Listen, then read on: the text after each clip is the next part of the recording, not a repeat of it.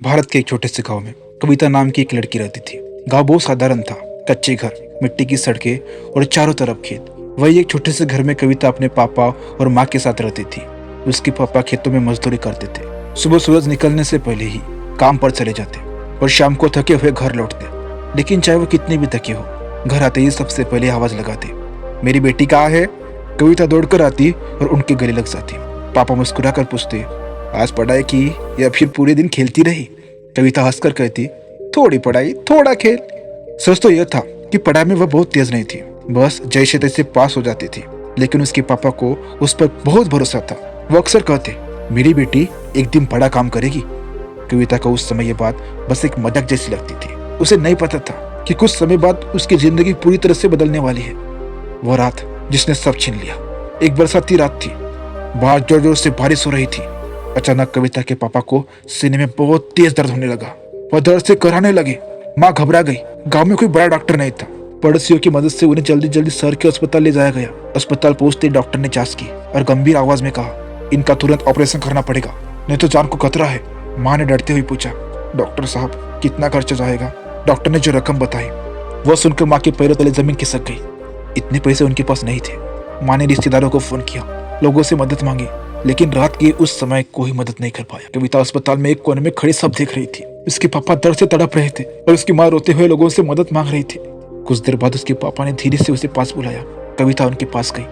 उन्होंने बहुत कमजोर आवाज में कहा, बेटी पढ़ाई मत छोड़ना। कविता रोते हुए बोली, पापा आप ठीक हो जाओगे ना। लेकिन उसके पापा सिर्फ हल्की सी मुस्कान दे पाए। कुछ ही देर बाद डॉक्टर बाहर आया और धीरे से बोला, हमें अफसोस है, हम उन्हें नहीं बचा पाए। उस पल जैसे कविता की पूरी दुनिया खत्म हो गई। वह अपने पापा के पास दौड़ कर गई और जोर जोर से रोने लगी, पापा उठो ना, पापा मुझे छोड़कर मत जाओ। लेकिन इस बार पापा कभी उठने वाले नहीं थे। घर लौटने के बाद कई दिनों तक कविता चुप रहती थी। वह अपने पापा की तस्वीर के सामने बैठकर रोती रहती। उसे बार बार वही बात याद आती, अगर पैसे होते तो शायद उसके पापा आज जिंदा होते। एक दिन उसने अपनी माँ को चुपचाप रोते हुए देखा। माँ के हाथों में छाले पड़ गए थे, क्योंकि अब उन्हें अकेले ही सब काम करना पड़ रहा था। उस दिन कविता ने अपने पापा की तस्वीर के सामने खड़े होकर कहा, पापा मैं डॉक्टर बनूंगी, ताकि कोई और बेटी पैसों की वजह से अपने पापा को न खोए। उसकी आंखों में आंसू थे, लेकिन उस दिन उसके अंदर एक आग जल चुकी थी। अब कविता पहले जैसी लड़की नहीं थी। जो लड़की पहले पढ़ाई से भागती थी, अब वही दिन रात किताबों में डूबी रहती। गाँव में बिजली अक्सर चली जाती थी तो वह लालटेन की रोशनी में पढ़ती थी। कभी कभी रात के 2-3 बज जाते, लेकिन वह पढ़ती रहती। उसकी माँ भी हार नहीं मानी। वह सुबह खेतों में मजदूरी करती, दोपहर में लोगों के घरों में काम करती और रात को सिलाई करती।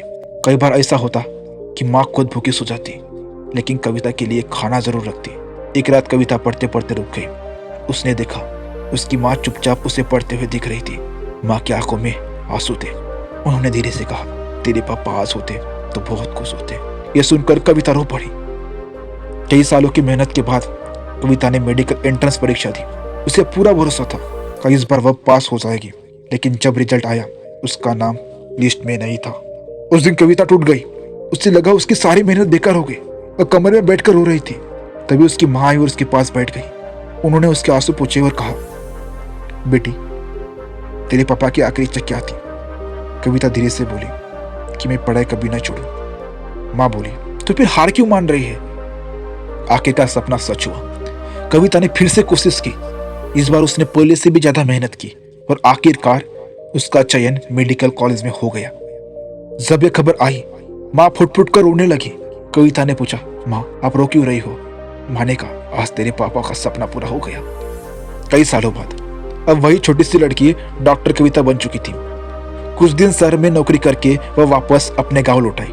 वही उसने एक छोटा सा अस्पताल खोला। अस्पताल की दीवार पर उसने अपने पापा की बड़ी सी तस्वीर लगाई और नीचे लिखा था, किसी बेटी को अब पैसों की वजह से अपने पिता को नहीं खोना पड़ेगा। एक दिन एक गरीब बूढ़े आदमी को अस्पताल लाया गया। उसके पास इलाज के पैसे नहीं थे। कविता ने मुस्कुरा कर कहा, यह इलाज के लिए पैसे नहीं, दुआ चाहिए। जब वह मरीज ठीक होकर गया, कविता आसमान की तरफ देखने लगी। उसकी आंखों से आंसू बह रहे थे और उसने धीरे से कहा, पापा आपकी बेटी अब डॉक्टर बन गई है। उस दिन आसमान में हवा धीरे धीरे चल रही थी, जैसे कहीं से पापा की दुआ उसके सिर पर हाथ रख रही हो। तो दोस्तों, दर्द, गरीबी और असफलता ये सब आपको रोकने के लिए नहीं आती, बल्कि आपको एक बेहतर इंसान और मजबूत इंसान बनाने के लिए आती है। क्योंकि कभी कभी जीवन की सबसे बड़ी तकलीफ ही हमें सबसे बड़ा लक्ष्य देती है। Thank you.